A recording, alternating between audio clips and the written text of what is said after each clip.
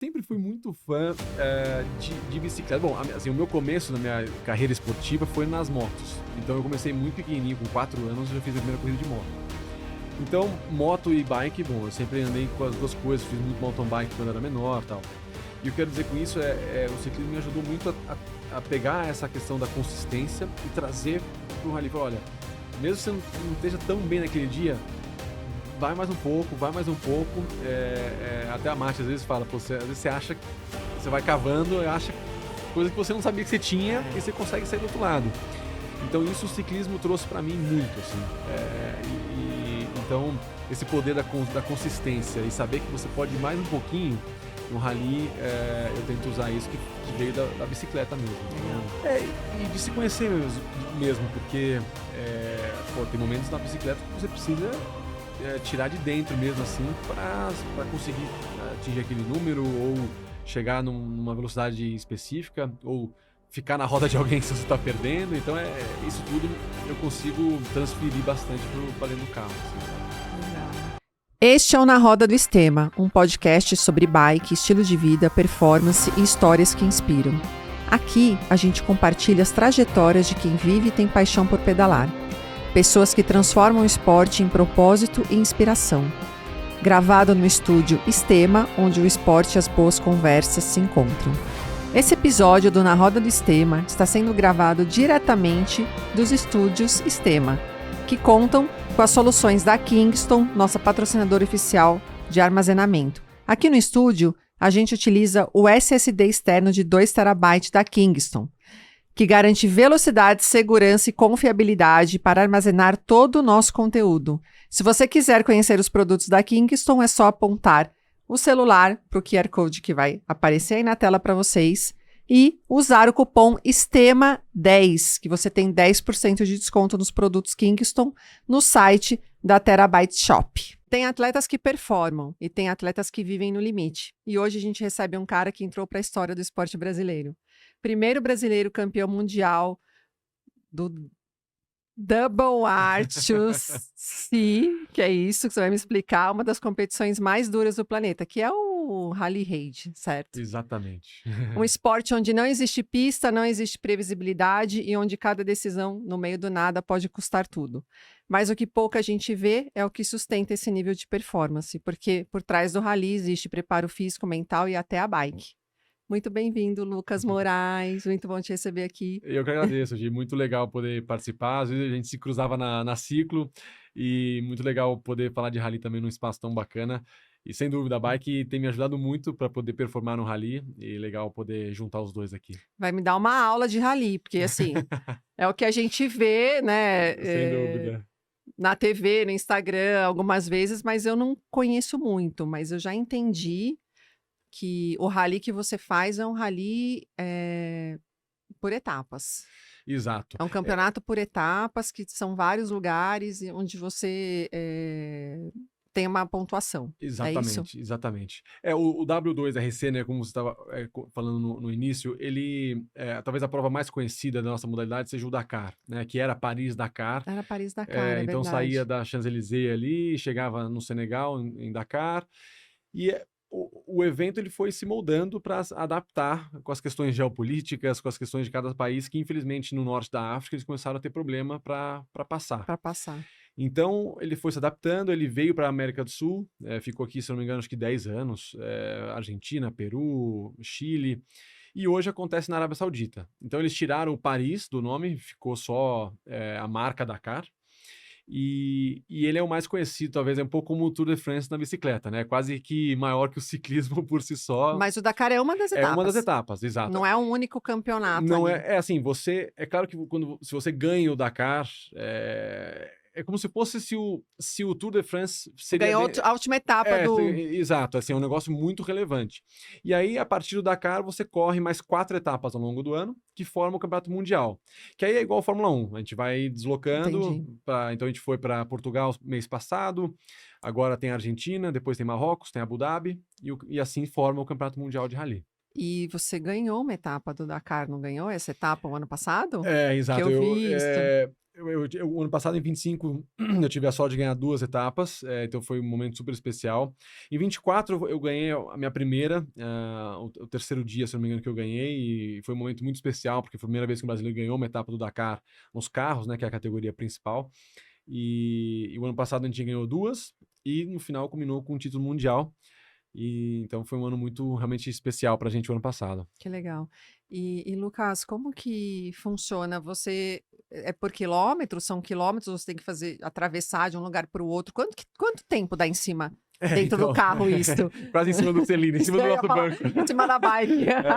Não, mas é um bom ponto, porque tem muita. Até a gente estava falando aqui em off, né? Mas tem muita similaridade com o Tour ou com as grandes voltas, porque o Dakar, pegando o Dakar como exemplo, ele dura 2 semanas. Então, você tem lá o estágio, né, as etapas por dia, e quem tiver o menor tempo no final dos 14 dias ganha a prova. Então, não necessariamente você precisa ganhar uma etapa do Dakar para você ser campeão. Você precisa ser muito constante. Assim como no Tour, não necessariamente você precisa ganhar uma etapa do Tour para ganhar o Tour inteiro. É claro que normalmente acontece isso. Então, a gente anda por volta de 600, 700 km por dia, contra o relógio dá umas 4h30 por dia. A gente chega no final do dia, tem lá igualzinho no Tour. Uns vão pro hotel, outros vão pro motorhome, entrega o carro para a equipe de mecânicos. A gente tem... Hoje em dia, o rally evoluiu muito, então tem massagista, tem chefe de cozinha, tem todo um staff que você precisa... Uma baita estrutura. A gente descansa, prepara, a equipe faz um briefing pro dia seguinte e a gente começa de novo. E quando que nessa história você resolveu pedalar para te ajudar?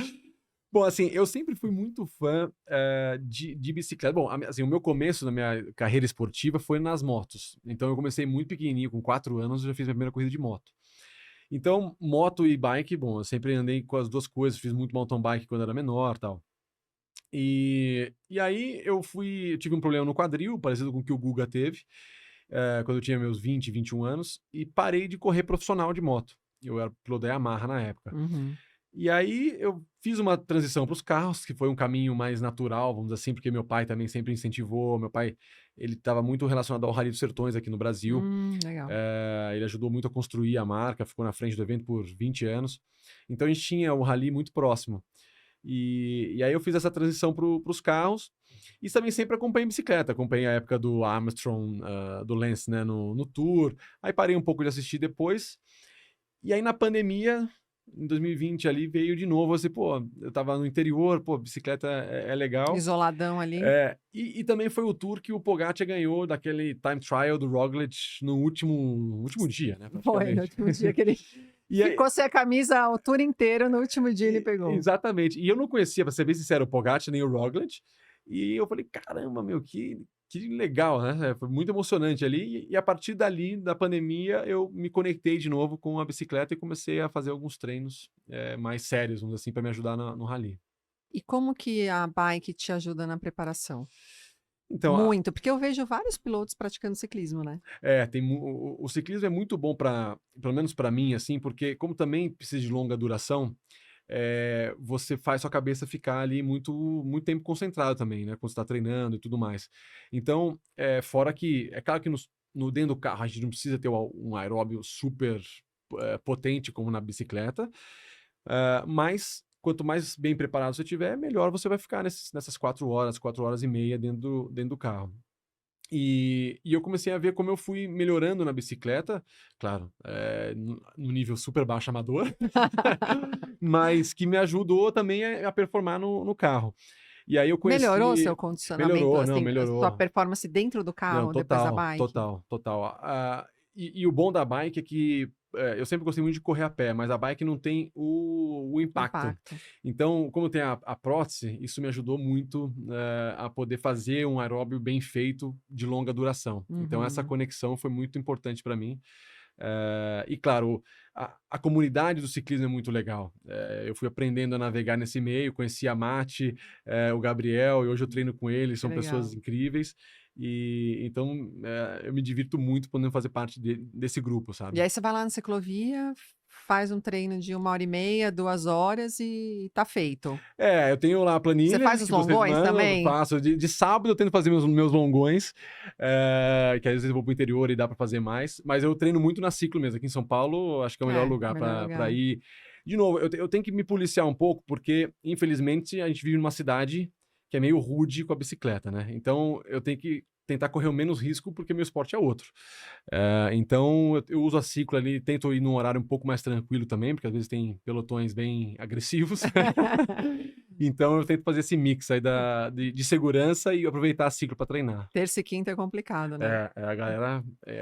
mas é bom que agora a Ciclo tá ficando maior, né? Acho que vai espalhar um pouco. E conta essa história que você ia contar nos bastidores, eu não deixei, da queda, que você caiu... O ano passado, e você estava em competição, é isso? Como foi? O ano passado eu estava treinando no interior, onde eu tenho casa. E aí eu já tinha treinado, é sempre assim, né? Ou no começo ou no final dos treinos, os tombos, não sei porquê. Mas já tinha feito o treino. Eu tenho uma teoria, depois eu conto. Tá bom. E aí eu fui fazer só um giro leve e passei em frente à minha casa, e tinha uma rotatória, e eu vi que estava meio molhado. E a partir daí eu não me lembro mais de nada. Nossa. Porque eu caí, bati a cabeça, ainda bem, óbvio, de capacete e tudo. E você estava sozinho? Eu tava sozinho. E quem te acudiu? Então, aí quando eu acordei com segurança do condomínio. E foi engraçado porque até eu me reestabelecer, eu falei, eu conheço essa casa. Aí deu uns 20 segundos, essa casa é minha. Então eu caí. Eu caí na frente da minha casa. Então foi assim, e foi ruim, até num momento ruim, porque eu corria pela Toyota ano passado, hoje eu corro pela Renault, pela Dacia. E eu acabei perdendo um evento, não corrida, mas um evento promocional na Europa, por conta desse tombo. Então, ainda tenho as marcas no joelho, né, desse tombo. Mas, de novo, é o risco que, infelizmente, a bicicleta de rua tem, né? Porque você tá realmente sem muita proteção. Sim. Mas você aprende, né? Você aprende com esses errinhos. E na verdade, o chão tava molhado, eu não percebi. Entrei um pouquinho mais forte na curva do que era para entrar e aí caiu a chave geral. A minha teoria é que a gente cai por 2 razões, na maioria das vezes. Ou é falta de confiança ou é excesso de confiança. Exatamente, pode ser. Aí, às vezes, a gente, né, subestima demais o molhadinho ali, entra muito forte. E esse é um bom ponto. Assim, ou freia errado, né, porque tá com medo, exato. que é a falta de confiança. Exato. Né? Mas o meu pai fala isso. Meu pai, desde quando era pequenininho, ele não subestima. E realmente os meus acidentes quando eu andava de moto ou nos carros tem a ver, às vezes, com você estar muito confiante. Nada vai acontecer e acontece, né? E como que você se alimenta dentro do carro, na adrenalina ali? O que você leva? A gente... você e um navegador. E o navegador, perfeito. A gente tem um sistema no carro, que aí é parecido com o Fórmula 1 mesmo, que a gente tem um sistema de hidratação. Uma mangueirinha. Uma mangueirinha que a gente se hidrata como se fosse um camelback, para quem faz prova longa, né? Então, isso nos ajuda. E aí, também é similar com a bike. A gente tenta usar carbo, proteína, gel. E a gente... Alguns trechos do rally, a gente chama de radar. O que é isso? É que às vezes você passa por um vilarejo. E a organização coloca um trecho de velocidade limitada. Então, às vezes, você tem lá 2 km, você tem que passar 50 por hora. Então, esse é o tempo que a gente baixa um pouco a adrena, o navegador serve ali alguma coisa pra gente comer, ou eu pego uma coisa que a gente tem na porta, né, tudo feito para isso, a gente consegue comer alguma coisa e continuar. Mas eu uso muito a hidratação ao longo da prova mesmo, e a gente combina especialmente carbo com alguma coisa para manter o foco e por aí vai. Legal. Eu tava vendo uns vídeos seus no Instagram antes de te entrevistar e eu vi que você tava mostrando o carro, como é por dentro. Achei aquilo sensacional, eu não fazia ideia. São muitos botões, muita informação, muita coisa pra você, né? Assim, você tá falando realmente do carro da Fórmula 1 do Rally, né? Eu tento usar essa comparação porque a Fórmula 1, claro, é onde as pessoas mais conhecem, é mais comum. Então, realmente, os carros têm muita tecnologia. Você usa... A equipe tem uma telemetria muito precisa hoje no Rally, então a gente chega cada estágio, é como se fosse plugar um cabo para tirar os dados dos atletas no SB ali, né, na Entendi. bicicleta ou tirar da bicicleta. Então, eles plugam e sabem tudo que aconteceu. Desde legal. quando a gente, quantas vezes no acelerador a gente pisou, no freio, quantas trocas de marcha. E você também consegue comparar isso com meus companheiros de equipe, por exemplo. Que legal. Mesmo que a gente está num lugar, num deserto, tem muita similaridade de tocada, de performance. Então, hoje em dia, realmente melhorou muito essa questão de telemetria nos É carros. muita tecnologia, né? É, E é. na bike é a mesma coisa. Tem alguns dados que você tira da bicicleta Aham. que você consegue ver quanto tempo você ficou sem pedalar, por Uhum. exemplo, naquele percurso. Quantas vezes você ficou em pé na bicicleta, Exato, dependendo exatamente. É. da ferramenta que você tem, você consegue avaliar muita coisa. Nossa, muito legal. E o que que é mais difícil no rally? É o terreno, a duração ou a imprevisibilidade? Olha, eu diria que é um pouco o composto aí, ou o conjunto dos três, porque realmente a nossa modalidade você tem que ser o mais rápido possível num lugar que você nunca passou. Então, o navegador tem um papel fundamental. Ele basicamente é o meu olho ali, né? A gente chama de cantar, né? Ele tá cantando as referências e eu tô interpretando o que ele tá falando e tentando acelerar o máximo possível. Então, essa questão de você estar num lugar que você nunca passou é difícil e realmente por muitas horas. Você tá ali a 170 por hora, que é o nosso limite por segurança, eh, por muitas horas às vezes, e realmente você manter a concentração nesse período todo, não é trivial. Então realmente faz muita diferença você poder ter a capacidade de manter focado por um longo período de tempo Uhum. e não começar muito bem, depois diminuir o ritmo, perder, voltar. É muito importante você ter essa constância dentro de uma prova, num estágio, num Dakar, por exemplo, né? Foco ali 100% o tempo todo. Por isso que a gente fala que não tem piloto navegador, assim, é 50-50 mesmo, assim, porque essa integração é fundamental para. Por exemplo, quando eu ganhei minha primeira etapa do Dakar, eu ganhei em 2024 por 18 segundos depois de 400 quilômetros. Então você imagina, depois de 400 Caramba. quilômetros, Você cada um tirou num 18 lugar, segundos. eu ganhei por 18 segundos. Então isso é um detalhe de comunicação, às vezes, entre você e o navegador, né? Então, faz muita diferença essa sintonia. Como assim, E cada um num lugar? não, o que eu quero dizer você não larga, é como se fosse o time trial da bicicleta. Tá. Você larga de 3 em 3 minutos Ah, no rally. entendi. No rally é igualzinho o time trial, você não larga junto como fosse uma etapa normal do Tour. E aí pode ou não tirar essa Pode ou diferença. não tirar a diferença. Entendi. É bom de falar com o ciclista também que Que já conhece, entende. né? Porque às vezes, mas como assim? Mas e o cronômetro de um? Não, cada um tem o seu cronômetro, Aham, né? aham.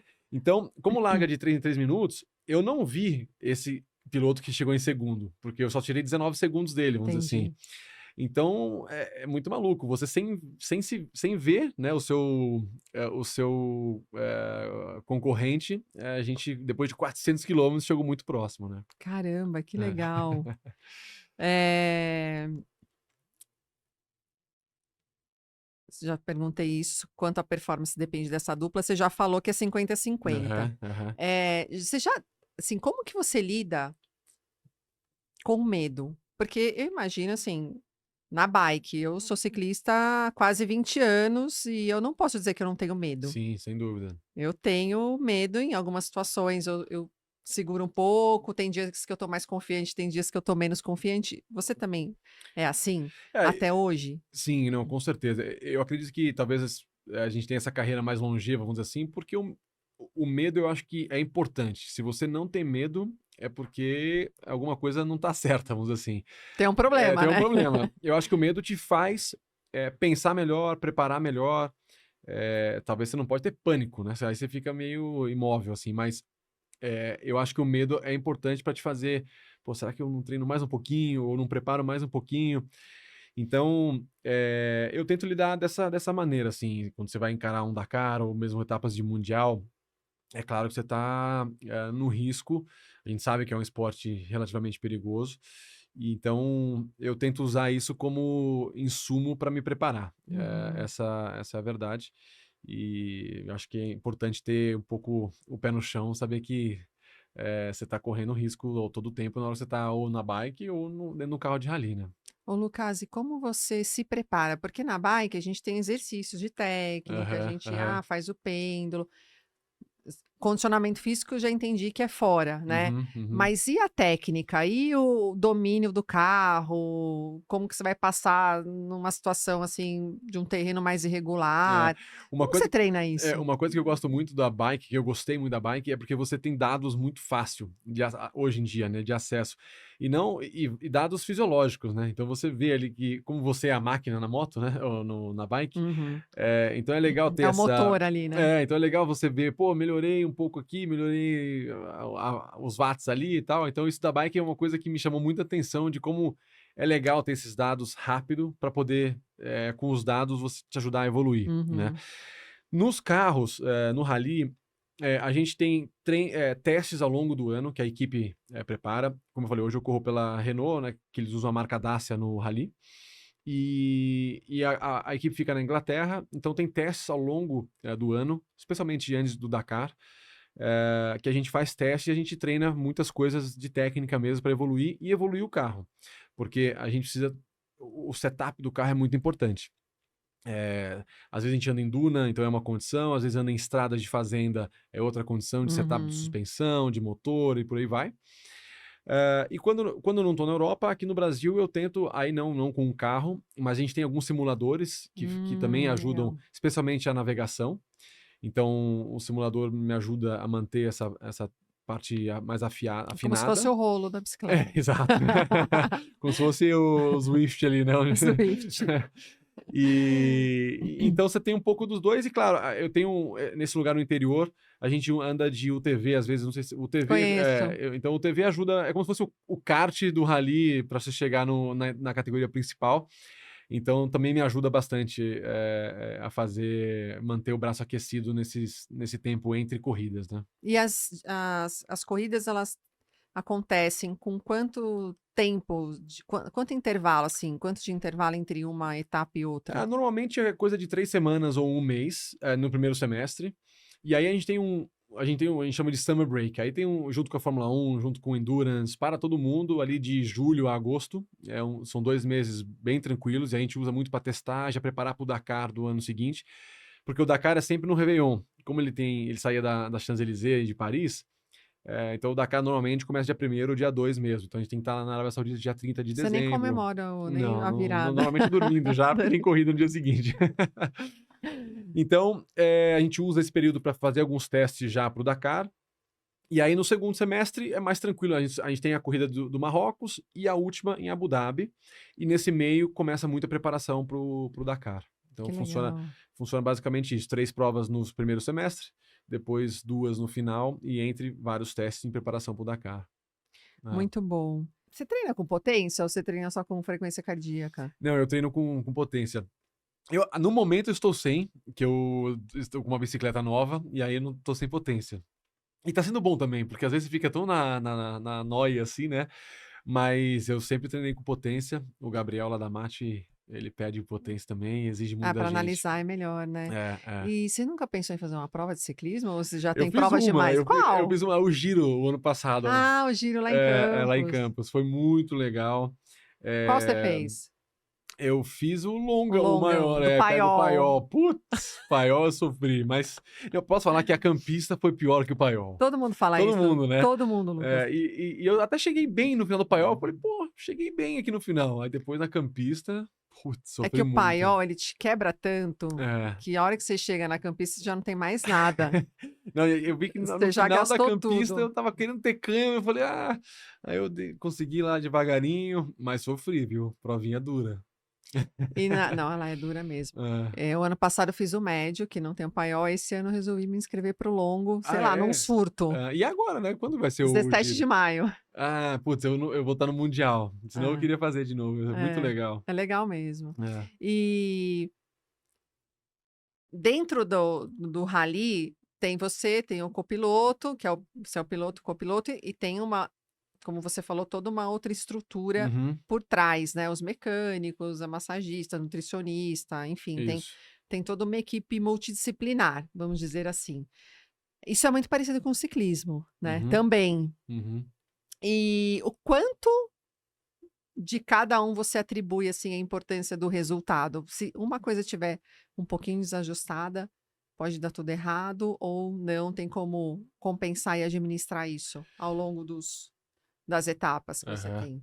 Olha, essa é uma boa pergunta, Gi. Assim, talvez seja mais um pouco do clichê, né, que a gente fala, mas realmente, numa prova tão longa e tão difícil como o Dakar ou etapas do Mundial, tudo tem que estar muito encaixado. É claro que você pensa diretamente nos mecânicos e engenheiros, porque se o carro quebra, né, não adianta nada. As outras coisas, talvez você consiga ficar um dia sem comer direito, na bicicleta, talvez não, mas no rally você eventualmente consegue. Então, de imediato, esse core, né, piloto, navegador, engenharia e mecânicos, tem que estar funcionando muito redondo para o carro funcionar, para o setup que a gente escolheu ter sido o correto para aquele tipo de prova. Mas realmente, na hora que você soma tudo, faz muita diferença. Você tá descansado, você se alimentou bem naquele dia, porque são provas muito longas e você está no deserto. O deserto, por definição, é um bicho difícil, são, como eu falei, longas horas. Então, E é frio, é calor, né? Uma coisa... exato, exatamente. E até na Arábia Saudita é muito frio nessa época, em janeiro. Às vezes a gente pega a temperatura negativa no amanhecer ali, e obviamente durante a noite. Então, eu diria que esse core é muito importante, tá bem, bem redondo. Tá bem E aí redondo. depois você tem o resto que te ajuda ao longo da prova, te manter bem, bem fresh, assim, para continuar performando, né? Uhum. E Lucas, existe uma confiança cega no navegador ou em algumas situações você toma a decisão por você? Não, tem horas que você vê as marcas, às vezes você tem alguns carros na frente, né, que já passaram ali e ajuda muito a você saber para onde é o caminho. Mas mesmo assim, tem hora que o navegador fala, ó, eles estão muito para a esquerda, sai dessas marcas e vai para a direita. Isso a 170 por hora. Então, Dá para imaginar um troço então, desse. às vezes você fica assim, olhando essas marcas, você fala, tem certeza? Mas é muito importante você ter essa confiança, porque se você fica duvidando, aí é pior. É pior porque você vai perdendo essa confiança, e também, se tiver errado, o navegador também não sabe onde está, porque você não escutou, você não fez o que ele falou para fazer, entendeu? Entendi. Então, se você foi nessas marcas que eventualmente estavam erradas mesmo, daqui a pouco, eu falei para direita, então o navegador já se perdeu também, onde ele está. Aí Então, fica pior. aí é pior. Então, é importante ter sangue frio e seguir realmente o que o navegador está falando, por mais que tem muita marca ali, mas segue, que normalmente é melhor, e ter confiança, assim. Então, é uma relação muito, muito importante, muito importante. Que legal. É igual o gregário no ciclismo, Total, ou total. tipo embalador ali, se não confiar, se o sprinter não confiar quem está embalando ali, né, pode Exatamente. perder. Isso é muito legal. Agora que eu comecei a seguir mais, né, desde 2020, o ciclismo, e até a gente falou, tem muita similaridade, a empresa que faz o Tour, a empresa que faz o Dakar, e até quem estava no Dakar esse O ano... fotógrafo do Pogacar é o seu fotógrafo, gente. Exatamente, Essa é uma boa história que eu posso contar depois. Mas, e quem estava assistindo esse ano, a segunda semana, a segunda foi o Cavendish.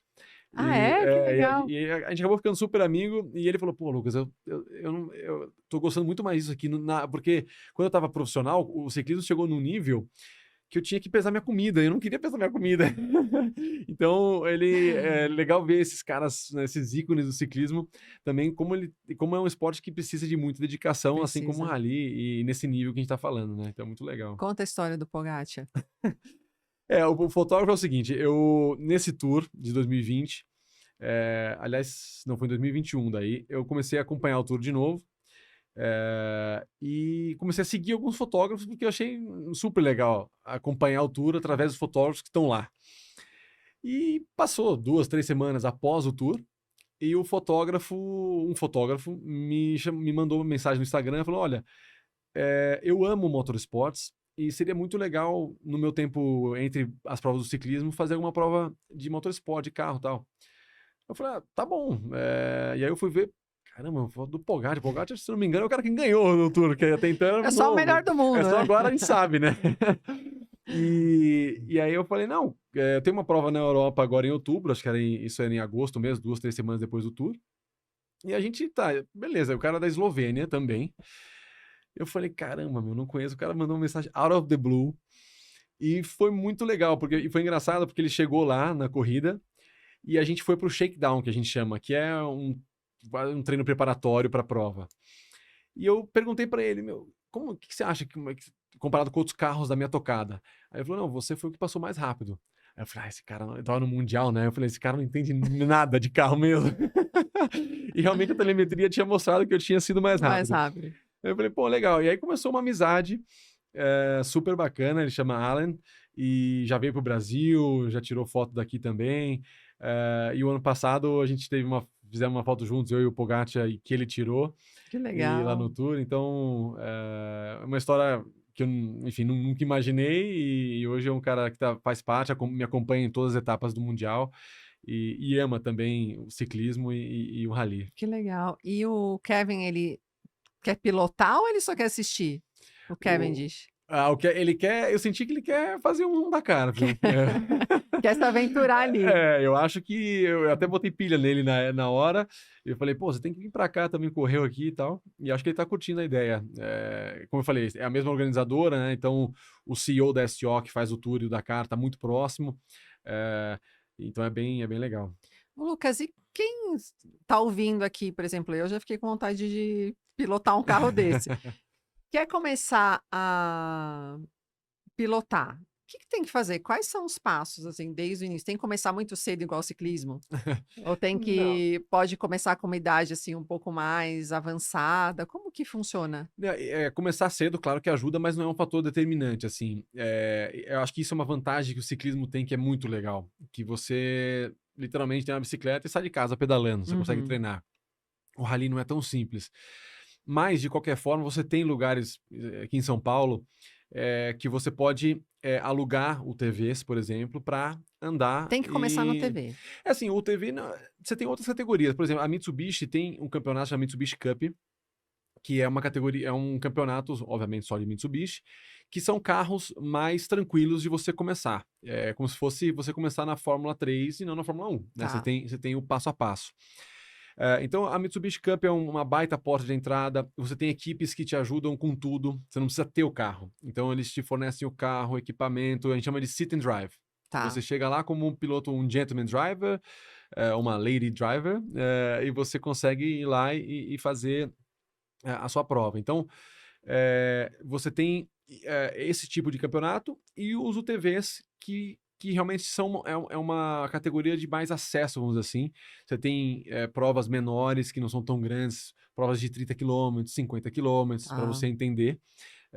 Então, isso trouxe realmente uma nova porta de entrada para o esporte, que os UTVs cresceram muito. Os Sertões aqui no Brasil, eles colocam um limite de inscrição, porque senão não conseguem controlar. Se não me engano, é 110, se não me engano, que já é muita coisa. Então, você tem caminhos legais para começar.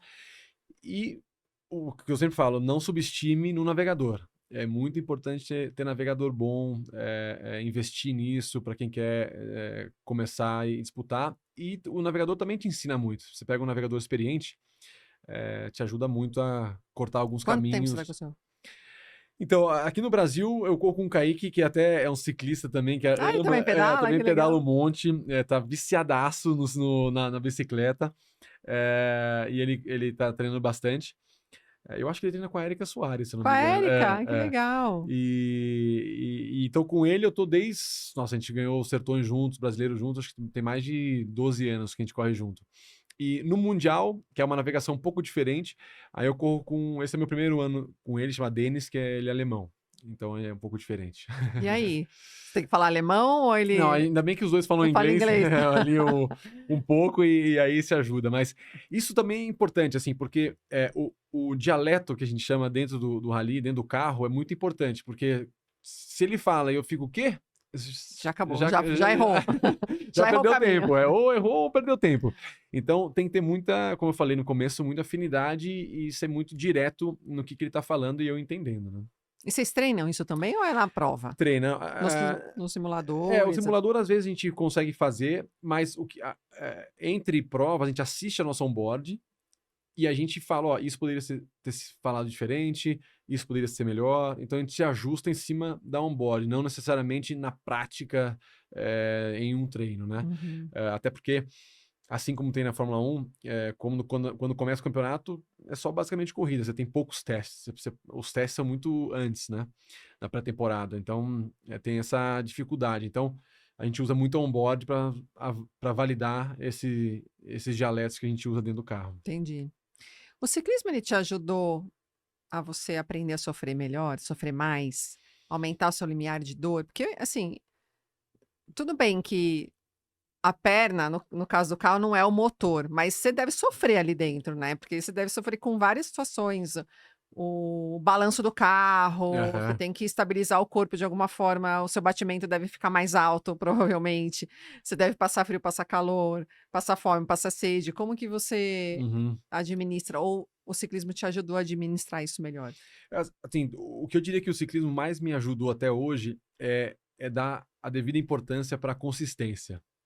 E na bike, assim, não tem nada mais poderoso do que fazer um pouquinho todos os dias. E a bicicleta eu percebi isso. Quando você consegue treinar todos os dias, nem que seja um pouco, mas isso vai compounding, né? Vai aumentando e você vê essa melhora.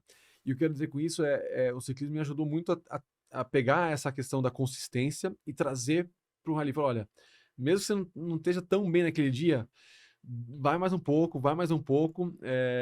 Até a Mati às vezes fala, pô, às vezes você acha, você vai cavando e acha coisa que você não sabia que você tinha É, e você consegue sair do outro lado.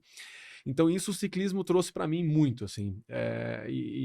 Então esse poder da consistência e saber que você pode ir mais um pouquinho no rally, eu tento usar isso que veio da bicicleta mesmo. legal. Então, no paiol foi um pouco disso. Não, mas isso é muito legal que você falou, porque É, numa prova de endurance, como o aham, ciclismo, a gente passa por várias fases, aham, desde a largada, aí o começo da prova, aí você começa a prova e fala, nossa, minha perna não tá boa. aham. Aí você começa, insiste mais um pouco, daqui a pouco Opa! você, oh, melhorei. Aí daqui a pouco você acelera, piorei de novo, melhorei de novo. Você fica nessa coisa assim de administrar a intensidade, o sofrimento o tempo todo. Sim, No rally total. é parecido. Sem dúvidas. Tem dias que você sabe que você não tá na melhor tocada, as curvas estão um pouco quadradas, tal, mas é isso, daqui a pouco você, opa, melhorei um pouco aqui, entrou e o legal do rally é que você tem vários terrenos, ou tipo de terreno, na mesma especial, né, no mesmo estágio. Então você tem duna, uma hora você tá num cascalho, ou você tá numa areia bem fofa, então você vai se adaptando, essa adaptação é Ao super terreno. ao terreno. Então é super importante enfim, acho que a bike tem A isso, assim, bike de ajudou, você né? e de se conhecer mesmo, porque, pô, tem momentos na bicicleta que você precisa, tirar de dentro mesmo, assim, para conseguir atingir aquele número ou chegar numa velocidade específica ou ficar na roda de alguém se você tá perdendo. Então, isso tudo eu consigo transferir bastante para dentro do carro, assim, sabe. Que legal. Eh, Você já teve algum acidente grave, assim, no Olha, não, assim, grave, graças a Deus, não. Talvez o que poderia ter sido grave foi quando eu estava treinando, até não foi nem corrida, treinando no final de 2020, se eu não me engano. Treinando no interior, aquela coisa de subestimar. Último treino do ano, já era dezembro, e eu sabia que aquela volta ia ser provavelmente o novo recorde daquela pista, e exagerei numa curva e caí de teto, né, que a gente chama de cabeça para baixo, num rio. hum, E, pô, essa sensação de estar de cabeça para baixo dentro de um e a rio, água entrando, entrando. eu falei: "Pô, eu não posso morrer afogado onde eu treino". E Isso aí, não, isso me não, recuso. isso não dá. E aí pô, aqueles 3 segundos de pânico que você acha que é 3 minutos, E você né. tá preso ali, E aí você né, tá você com o não cinto, com tudo, aí eu vi que a vazão da água não era tão grande assim pra dentro do carro, e aí consegui bater no cinto que a gente chama, tirar. E aí tentei sair pela minha porta, não deu, porque a água já estava encostando. Aí eu fui pro lado do navegador, aí as portas tudo de carbono, então quebrei ela assim, botei a cabeça para fora, opa, beleza, agora. Então, esse eu diria que foi o perrengue mais chato, assim, dentro de um carro de rally, pô, você ficar debaixo da água, com o teto assim com na água, com de a cabeça para água, baixo. é uma sensação muito ruim. Não recomendo. Não façam isso Não em faço casa. isso em casa. Então, eu acho que esse foi a situação mais chata, assim, dentro de um carro de rally. Graças a Deus, as outras acontecem, de você bater, capotar. Mas hoje, também como várias áreas do motorsports, a segurança melhorou muito. Legal. Então, isso ajuda muito. E como numa situação dessas, você lida depois com a sua confiança? Porque eu falo, como ciclista, por mais que a gente saiba que a queda é inerente e você vai cair, dependendo de como você cai, Uhum, você fica um pouco receoso uhum. nas próximas. Fala, por exemplo, o Vingegaard, há um tempo atrás no Tour, né, numa prova, ele caiu uma queda muito Foi. grave, ficou hospitalizado e aí ele voltou para o Tour menos confiante nas descidas. Uhum, uhum. Né? Tanto que a gente assistia na TV ele segurando ali, porque ele não conseguia ganhar tanta velocidade. Até você retomar essa confiança leva um tempo, né? Uhum. Com você é igual? Na pilotagem também, as corridas seguintes você fica mais inseguro, Não, mais devagar, menos velocidade. Não, assim, eu até hoje na bicicleta no chão molhado, eu não tenho a confiança que eu tinha de eu cair por conta Depois dessa queda. dessa queda que eu tive ano passado. Às vezes tem um pouquinho de molhado na ciclo já e aquela faixa. Ah, mas a ciclo é um É sabão, um né? sabão, aquela pintura vermelha, você sai à frente. Mas assim, voltando à sua pergunta, teve momentos específicos ali logo depois do acidente que realmente, quando o navegador cantava água, o lago, essas coisas, vinha na Vinha cabeça, opa, eu uma não posso passar memória ali. reto aqui. Mas eu acho que faz parte também do atleta de alto rendimento conseguir separar as coisas e voltar a performar. Então, Não dá para ficar revisitando isso toda hora, exato, né? exato. Eu acho que tem que aprender, de novo, foi totalmente um excesso de confiança. Tanto é que eu bati acelerando. Eu tinha tanta certeza que eu não iria capotar dentro do rio, que eu continuei acelerando. Eu capotei e continuei acelerando. E tanta confiança que eu tinha no carro e naquela curva. Então, você aprende e tenta usar isso como combustível para fazer melhor depois, né? Legal. O Dakar é só uma etapa, mas Uhum. é praticamente a maior de todas e a mais desejada de todas. Isso mexeu com você quando você ganhou? Então, o Dakar, assim, eu ganhei uma etapa do Dakar, eu É, nunca ganhei o Dakar ainda em si, assim, eu tenho, graças a Deus, eu tive a sorte de ganhar quase tudo que existe no rally mundial, muito relativamente novo, eu tô com 36 agora, mas é o esporte que permite você e ir além, longe. mais longe. O pai do Carlos Sainz da Fórmula 1, né, o Carlos Sainz Senior, ele ganhou o Dakar, eu brinquei, a verdadeira lenda. Ele ganhou o Dakar em 24 com 60 anos. Então é um esporte que permite você Bem seguir. longevo. Então, graças a Deus, só falta o Dakar na minha carreira. Já ganhamos Sertões, etapas de Mundial, o próprio Mundial, etapas do Dakar. Falta o Dakar. Então, Falta o campeonato. falta o evento e O ganhar o Tour evento. de France. Né? A gente ganhou etapas do Tour. Falta ganhar o evento em si. Então, esse é um ponto bem É um importante. Assim, objetivo. hoje é quase que uma obsessão, assim, mas é um esporte que você precisa de experiência. Você precisa ler muito bem a corrida, saber da estratégia, onde atacar, onde defender, onde poupar o carro, onde não. Então, mesmo essas lendas como o próprio Carlos Sainz, ou é um francês chamado Sébastien Loeb, que é 9 vezes campeão do mundo, ele é o 10º Dakar dele e não conseguiu ganhar o Dakar ainda. Então, já é 9 vezes campeão do mundo, mas não conseguiu ganhar o Dakar. Então é um esporte que precisa realmente dessa experiência, ou um evento, e eu espero que um dia a gente chegue lá. Vai chegar. Mas essa etapa que você ganhou te deu uma confiança diferente Ah, sim. para você chegar no seu objetivo final? Não, total, assim, para ser bem sincero, Gi, eu nunca imaginei ir para o Dakar. A minha história com o Dakar eu sempre achei muito distante, porque você via outros brasileiros, assim, é muito difícil. O melhor resultado antes do meu terceiro era um 8º, nunca ninguém tinha vencido uma etapa nos carros, e eu, sinceramente, achava, Dakar é impossível, tava distante. Aí, quando a gente ganhou os Sertões a primeira vez, aí é um pouco que acontece aqui no asfalto, né? Quem ganha o kart aqui, ou Fórmula 4 aqui, quer ir para a Europa. Aí eu falei, poxa, agora eu queria tentar fazer na Europa. Aí eu fiz uma provinha ou outra, e aí foi muito louco, porque em 2022, antes de eu ir pro meu Dakar, o meu primeiro em 23, eu fiz como piloto privado ainda, tinha um patrocinador ou outro que me ajudou a ir pra Europa.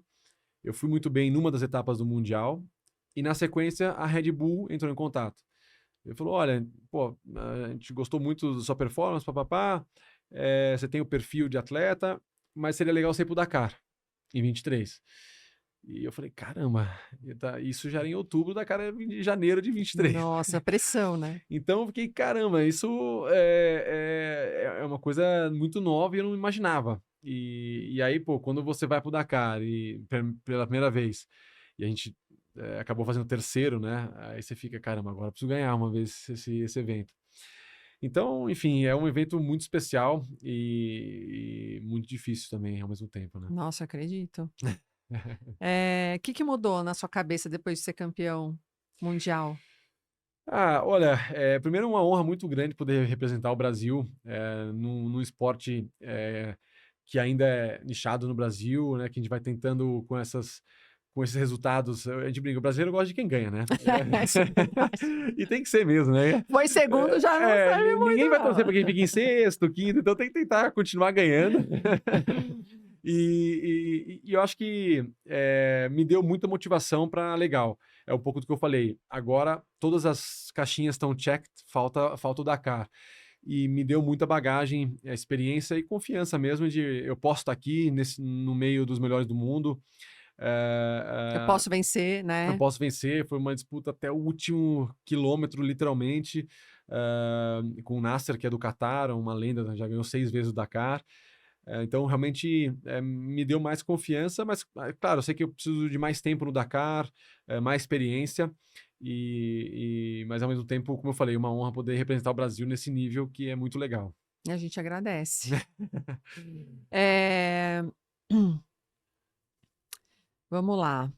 Vamos fazer um giro rápido agora. Pergunta e resposta. Tá bom? Aí eu vou perguntar, não importa se quiser responder da bike, responde da bike. Se quiser responder do rally, responde do rally. Um treino favorito? Ai. Eu vou falar da bike. Eu gosto muito dos pelotões do Reveza. Adoro fazer o Reveza lá com a turma. Legal. Um que você odeia? Que você não gosta de fazer? Putz, eu odeio os tiros curtos, assim, de muito anaeróbio, pode ser? Sim. Muito lá em cima, né? Sprints. Os sprints, putz, isso pra mim eu sofro. Apesar do meu tamanho, assim, com certeza escalador eu não sou. Mas ao mesmo tempo esses tiros são punks. Qual você acha que é a sua característica na bike? Assim, é mais Nenhuma. ali? Eu brinco que a bike me fez perceber que eu nasci pra pilotar, não pra ser ciclista, entendeu? O Gabriel não gosta que eu fale isso. O Gabriel, ele brinca, mas eu vou perguntar pra mais pro Gabriel depois qual que é a sua característica. Talvez eles possam falar. Eles são muito gentis, gentis até demais. Um momento de medo real. Voltando para os carros, esse momento que eu comentei realmente do capotamento acidente foi muito punk. E no Dakar, às vezes, você tem dunas muito altas para subir, dunas na divisa com os Emirados, ali tem dunas de 300 metros de altura, e às vezes dá um pouco de Meu medo. Deus do céu. Subir a 300 metros. A 170 por hora dá um medinho. Um erro que te ensinou muito. Na bike, acho que esse meu último tombo foi da curva, ruim, na água. Na curva, no caminhão-pipa ali, lavando o asfalto. Graças a Deus estava de capacete, mas vocês têm que aprender, né, com esses momentos. Muito, sempre. Eu acho que é o principal, né? A gente passar por isso e tirar um aprendizado, né? Mas é isso, porque assim, a bike me trouxe muito isso, essa questão da saúde. Até acabei não comentando isso, porque eu sempre busquei, depois que eu tive a lesão no quadril, eu sempre busquei um esporte que me desse a parte do aeróbio e tal, e me mantivesse numa comunidade legal, assim, sabe? Que pra frente, saudável e tal. E o ciclismo me trouxe muito isso. Então, o ciclismo proporciona isso mesmo. Proporciona muito, assim, você se conhecer, você ter essa parte com a saúde muito próxima, e isso eu acho muito legal da bike. Legal. um hábito que mudou a sua performance. Por exemplo, dormir melhor, comer melhor, colocar a bike na sua vida. Se não fosse a bike, seria outro esporte? Que esporte?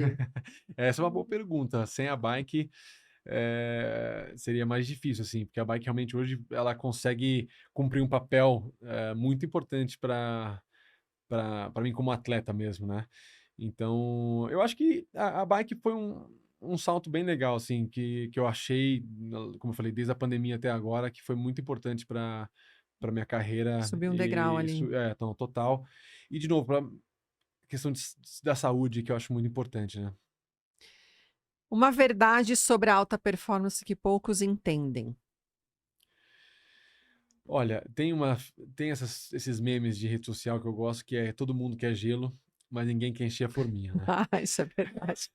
Nossa, você foi preciso, Então, cirúrgico. eu acredito que a alta performance exige você encher as forminhas todos os dias. E, e aqui não quero também, assim, todo mundo sabe o quão é difícil chegar na alta performance. E aí volta aquele ponto da consistência, né? Que também a bike me ajuda bastante nisso. É, acho que às vezes a gente subestima o poder do longo prazo e de você fazer um pouco todos os dias. Então, eu acho que a alta performance, no fundo, é isso: é você melhorar um pouquinho todos os dias, que no longo prazo, puta, faz muita diferença no final. Vai ver o resultado, né? Então, é muito qual é o preço que você quer pagar. É claro que todo mundo quer levantar o troféu de campeão mundial, mas você quer pagar o preço? Uhum. E aí eu acho que entra onde é diferente. Porque a foto é linda lá, mas e todo o processo que você passou não Exatamente. é mostrado, não é visto, né? Exatamente. Até eu já falei bastante com o Avança sobre esse ponto. O Avança esteve aqui também e é um cara incrível, 2 vezes campeão do mundo eh, enfim, você tem que ter realmente essa consciência de que é um preço alto. E, de novo, não tem certo e errado, é só quem É a sua quer escolha. pagar a sua escolha, exatamente. Se você pudesse resumir sua mentalidade em uma frase, hoje, sua mentalidade como atleta, qual seria? Ah,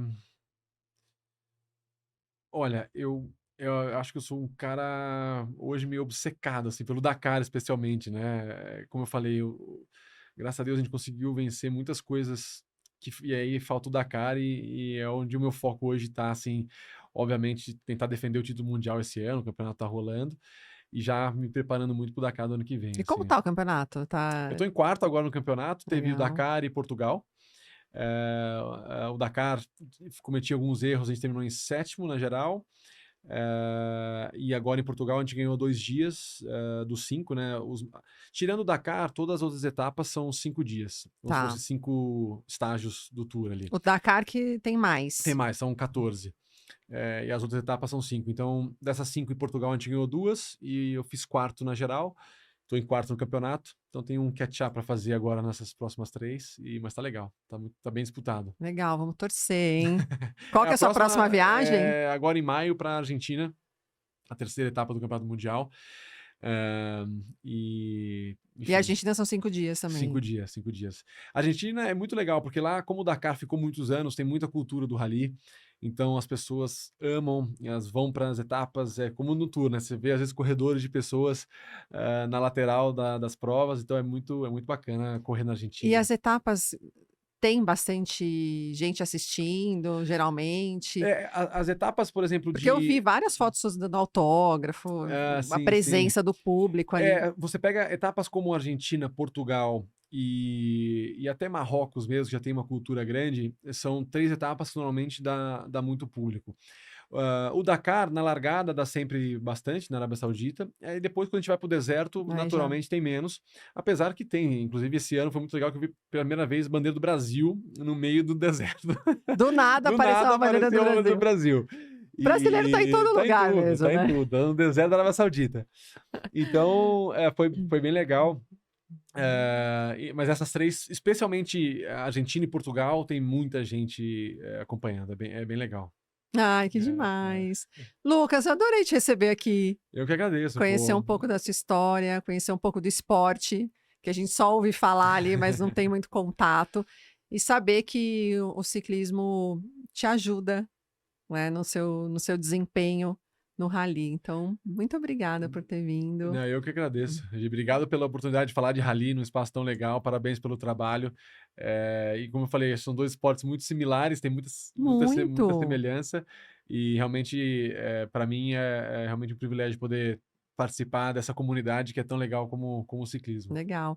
E se a galera quiser te seguir, Instagram, YouTube, eu não sei quais são as Tem suas... canal no YouTube, tem LinkedIn. site. Talvez entre no Instagram, Lucas Moraes 23, e lá tem tudo. Legal. Muito bom te receber. E hoje, Lucas, ficou muito claro que performance não é só sobre velocidade, é resistência, decisão, confiança em você e quem está do seu lado, Sem dúvida. que é o seu copiloto, né, o seu navegador. E talvez o mais interessante disso tudo é que no meio dos esportes mais extremos do mundo, a base ainda é importante, né? Sem Que é a dúvida consistência. Então, nenhuma. obrigada. Foi muito bom te receber. Obrigado você, um prazerzão. Obrigado. E até o próximo Na Roda do Estema.